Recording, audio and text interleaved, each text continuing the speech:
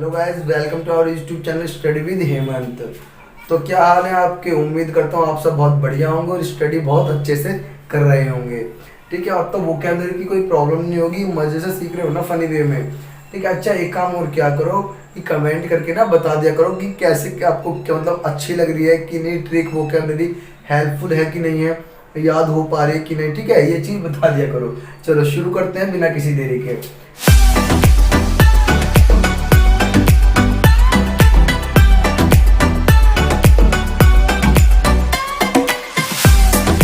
चलो, हमारा पहला वर्ड क्या है? Climax. Climax climax as a noun use किया जाता है इन अ पर्टिकुलर सेंटेंस। ठीक है, और इसका हिंदी मीनिंग क्या होता है? चरम सीमा, उत्कर्ष। यानी कि बहुत ज्यादा एक्साइटमेंट हो जाना, कि आपका जो एक्साइटमेंट है वो बिल्कुल चरम सीमा पर है। ठीक है, अब आ जाओ ट्रिक पे।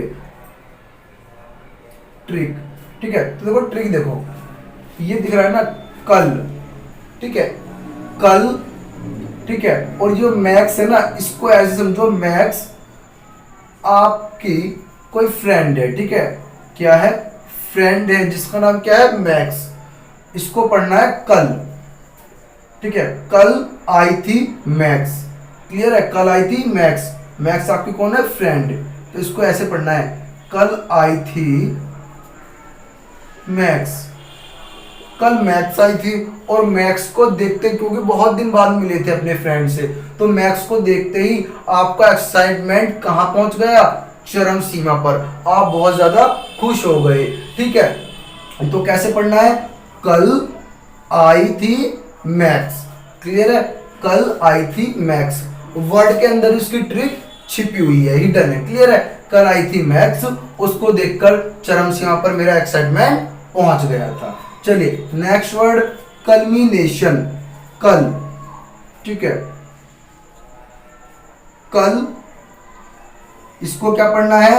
नेशन। नेशन माने राष्ट्र, यानी कि देश। ठीक है, कल्मिनेशन। चलिए पहले इस वर्ड के बारे में समझ लेते हैं। कल्मिनेशन एक नाउन की तरह यूज किया जाता है किसी भी सेंटेंस में। ठीक है, और इसका हिंदी मीनिंग क्या होता है? शिखर, चोटी। जैसे होता है ना कि हम किसी भी सफलता की ऊंचाई पर है, चोटी पर है। ठीक है, उस तरीके से यूज किया जाता है ये वर्ड किसी भी सेंटेंस में। अब इसकी ट्रिक देखो। ट्रिक में क्या है? कल हम, ठीक है, नेशन की यानी कि राष्ट्र की सबसे सबसे ऊंची, ठीक है, चोटी पर चढ़े थे। ठीक है, सिर्फ ये एक वे है ताकि आपको ये लॉन्ग टाइम तक रिमेंबर रहे, ये ट्रिक याद रहे। ठीक है, ये जो मीनिंग है। तो कल्मिनेशन, कल हम नेशन की सबसे ऊंची चोटी पर चढ़े थे, तो इसका मतलब क्या हुआ? चोटी। ठीक है, ठीक है, अब समझते हैं नंबर थर्ड। देखो यहां क्या लिखा है? प्रोलोग। क्या लिखा है? Prologue. Prologue as a noun use किया जाता है किसी भी सेंटेंस में। ठीक है, हर एक वर्ड का आपको पता होना चाहिए बच्चे कि हाँ वो नाउन है, कि वो वर्ब है, कि वो एडवर्ब है, एडजेक्टिव है, कि वो कंजंक्शन है, प्रीपोजिशन है, क्या है। ठीक है, इस वर्ड की आपको नॉलेज होनी चाहिए, तभी आप ग्रामर के जितने भी सेक्शन हमारे, जो भी जिस भी टाइप के हमारे क्वेश्चन आते हैं, चाहे वो हमारा वोकैबुलरी का हो, या वो हमारा फिलर का हो, या क्लोज टेस्ट का हो, ठीक है, या फिर हमारा वो सेंटेंस इंप्रूवमेंट हो, तभी कर पाओगे आप, अदरवाइज प्रॉब्लम हो जाएगी। ठीक है, बहुत ज्यादा हेल्प मिलती है इससे हमें ग्रामर के सेक्शन में। तो इसीलिए मैं चीजों को बताता हुआ चलता हूँ। कोई भी चीज को ये मत समझना कि ये मतलब इम्पोर्टेंट नहीं है। तो प्रोलोग का मतलब क्या है? प्रस्ताव, यानी कि इंट्रोडक्टरी पार्ट। अब देखो कैसे, कोई भी प्ले है या ड्रामा है, कोई भी या बुक है, उसका शुरुआत का सेक्शन जो रहता है जिसमें हम उस प्ले के बारे में अपना इंट्रो देते हैं, उसके बारे में स्पीच देते हैं, उसके बारे में बताते हैं। शुरुआत में जो शुरुआती पार्ट रहता है, शुरू करते टाइम जब हम स्पीच देते हैं, उसी को क्या बोलते हैं? जब बुक है तो उसके शुरू के पेज में उसके बारे में सब लिखा रहता है ना, कि इसमें ये चैप्टर है, ये चीज है, टॉपिक है। तो ऐसे ही शुरुआत के पार्ट को क्या बोलते हैं? प्रोलोग। ठीक है, अच्छा सेम इसका एंटोनियम है एपिलॉग। ठीक है, यानी कि किसी भी बुक या प्ले का एंड का सेक्शन, एंड का पार्ट। ठीक है, तो सिनोनिम एंटोनियम हो गए दोनों एक दूसरे के। अब समझो इसको याद कैसे रखना है। कंफ्यूज मत होना, बहुत बार दोनों एग्जामिनर एक साथ देता है और बच्चे कंफ्यूज होता है कि इसका मतलब ये था कि इसका मतलब ये था। ठीक है, आपस में। तो पी से क्या हो गया? पहले, यानी कि किसी भी शो का, प्ले का, बुक का पहले वाला पार्ट, शुरुआती पार्ट, ठीक है। और ई से क्या हो गया, एंड, यानी कि किसी भी बुक या प्ले का एंड वाला पार्ट। क्लियर है? अब तो मजा आ रहा है ना, इससे बेहतरीन ट्रिक नहीं मिलेगी कहीं पर भी, क्योंकि ये हम सीख रहे हैं वोकैबुलरी की धांसू ट्रिक, और इसी में आपको सिर्फ ये मिल सकती है, ठीक है। रिकैपिचुलेशन एज अ नाउन क्या यूज किया जाता है, और रिकैपिचुलेशन का मतलब होता है समरी, संक्षिप्त, यानी कि कोई भी चीज है उसको हम जब छोटे रूप में पढ़ते हैं, कोई चैप्टर की समरी या किसी भी चीज की, तो उसी को क्या बोलते हैं, रिकैपिचुलेशन। समरी इसका एक सिनोनियम है, ठीक है। अब देखो इसको बड़े अच्छे से समझना। रिकैप, कुछ याद आया रिकैप से? याद करो, जब आप टेलीविजन देखते हो ना, जब आप टीवी देखते हो, तो कोई भी सीरियल आप देखते हो, तो उसके तुरंत नीचे पहले दिखाते हैं, यहाँ पर रिकैप लिखा हुआ होता है। देखो समझो बात को, आपको याद आ रहा होगा, रिकैप लिखा हुआ होता है, और वो पिछले दिन का थोड़ा पार्ट दिखा रहे होते हैं। लिखा होता है कि अब तक आपने देखा, और जो चीज देखी पहले हमें एक छोटे रूप में दिखाते हैं ना, वो कल का पार्ट थोड़ा सा दिखाते हैं, रिकैप लिखा हुआ होता है नीचे टेलीविजन में, सीरियल में, और उसके बाद में जब आज का सीरियल शुरू होता है तो फिर रिकैप हट जाता है। तो जब वो हमें रिकैप दिखाते हैं, तो क्या पूरा 1 घंटे का सीरियल दिखाते हैं? नहीं ना, छोटे रूप में दिखाते हैं ना, कि कल आपने ये देखा था। तो छोटे रूप में दिखाना वही तो हो गया ना, समरी करना, पूरे सीरियल को समरी कर दिया। रिकैप से तो बना है रिकैपिचुलेशन। क्या बना है? रिकैपिचुलेशन। क्लियर है? चलो मूव करते हैं नेक्स्ट वर्ड पे। तो हमारा नेक्स्ट वर्ड क्या है? कंक्लूसिव। क्या है? कंक्लूसिव। कंक्लूसिव की अगर हम बात करें ना, तो ये एडजेक्टिव की तरह यूज किया जाता है किसी भी सेंटेंस में, ठीक है। और इसका हिंदी मीनिंग क्या होता है? निर्णयात्मक। मतलब ये कि कोई भी ऐसा वर्ड, कोई भी ऐसी चीज जिसकी वजह से आप निर्णय पर पहुंच सकते हो, निर्णय ले सकते हो, ठीक है, उस चीज को बोलते हैं कंक्लूसिव। क्लियर है? अब देखो इसकी ट्रिक के बारे में हम बात करते हैं। तो अगर हम ट्रिक के बारे में बात करें, तो ट्रिक में क्या है? क्लू छिपा हुआ है, क्लू। इसको ऐसे समझना, क्लू जैसे क्लू वो नहीं होता, जब कोई पुलिस ऑफिसर इन्वेस्टिगेशन करता है तो उसको एक क्लू मिलना चाहिए, बस एक क्लू मिलते के साथ ही वो तुरंत निर्णय पर पहुंच जाता है कि हाँ ये मर्डर इस व्यक्ति ने किया होगा, जिसका भी क्लू मिलता है, ठीक है।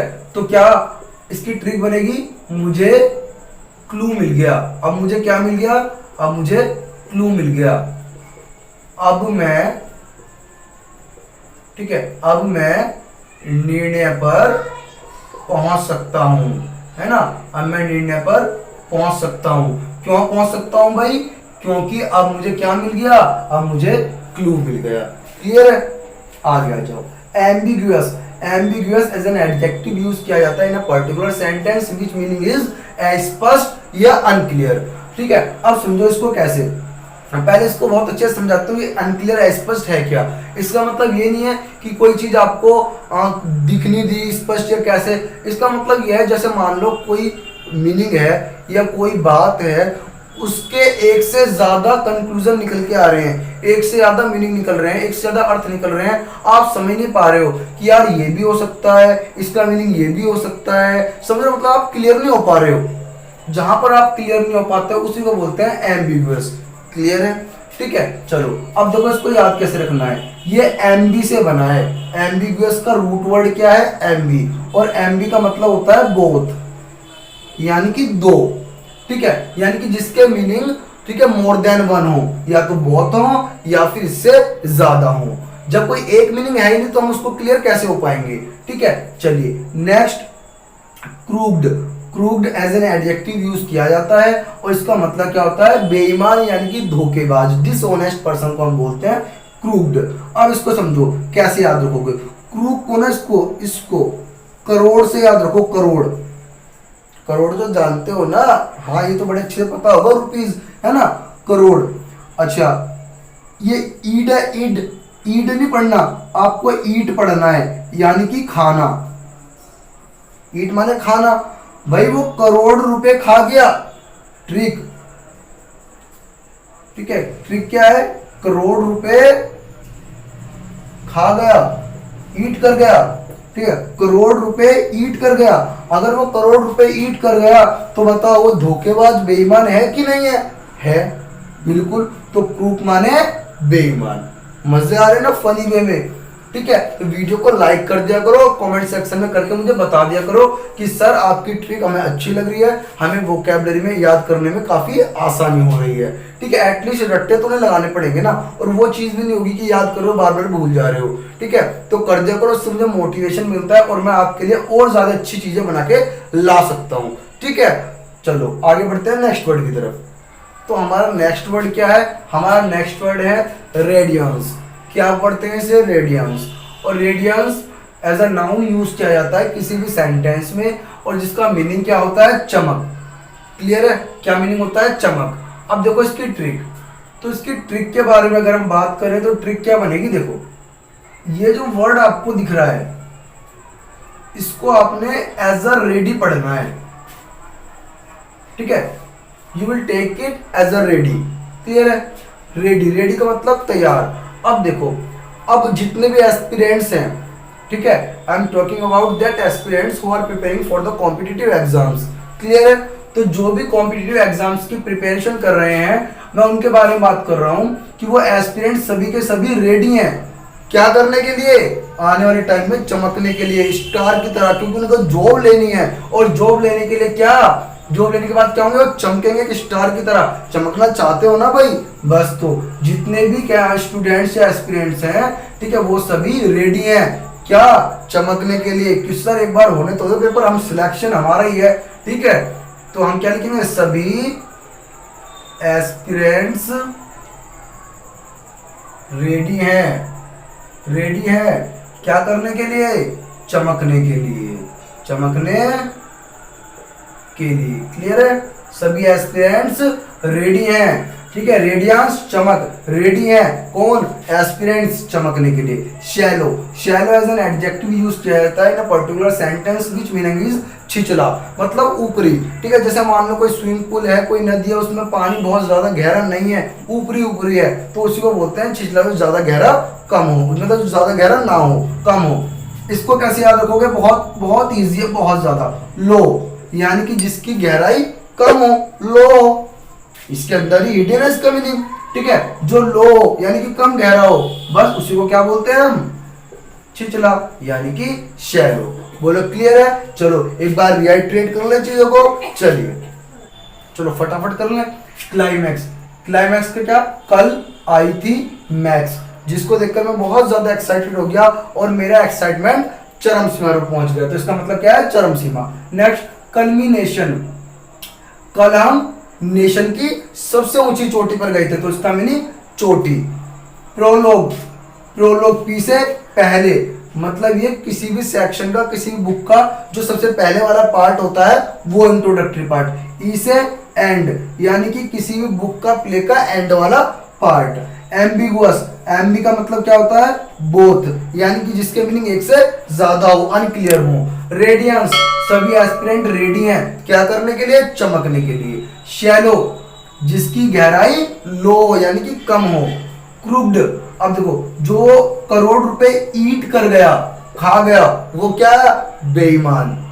रिकैपिचुलेशन, रिकैप का मतलब बताया था सीरियल में, टीवी में लिखा हुआ था छोटा करके समरी में, ठीक है। तो रिकैप, रिकैपिचुलेशन समरी।